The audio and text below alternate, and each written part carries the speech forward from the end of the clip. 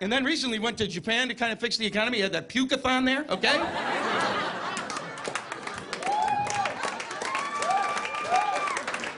And everybody in this room in the United States, literally as one, went like this.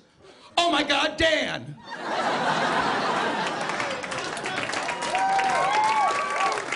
And if you didn't, get help. It's unbelievable to me that the country panics when he gets sick. Like, what are the people thinking? That George Bush is going to live forever? He is not Ronald Reagan. And Ronald Reagan will live forever, I guarantee you that, okay? They took out enough coal and they could have built a whole new federal highway system. They lopped off his nose. They shot him. He was back the next day.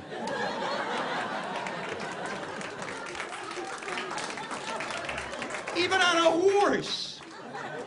They didn't take him to surgery, they took him to the editing room.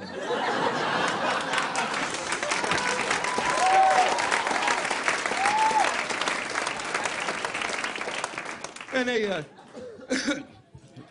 it's amazing because it's amazing that he picked Dan Quayle, okay? He looked at all of those Republicans, really qualified people, Robert Dole, Jack Kemp, Howard Baker, Elizabeth Dole. Okay, we can get even crazier, Gene Kirkpatrick, a fascist, a total psychotic, Alexander Haig, but all these people were qualified. He looked at all those Republicans and said, hey, bring me the blonde. You know what Dan Quayle is the head of? You know what he's the head of? He's the head of our mission to Mars.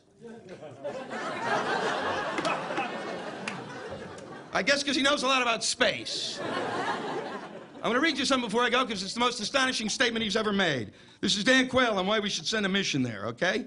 He says, Mars is essentially in the same orbit.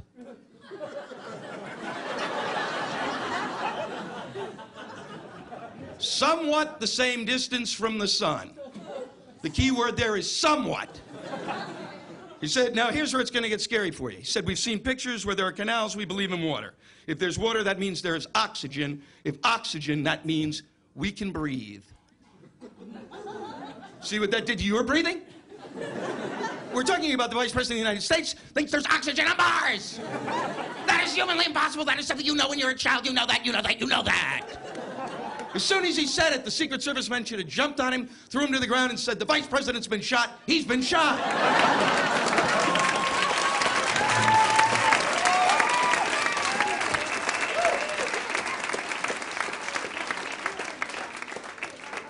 But you know, if that's what he thinks, why don't we send him there? And when he gets there, he can call us, because if there's oxygen, hey, they're phones.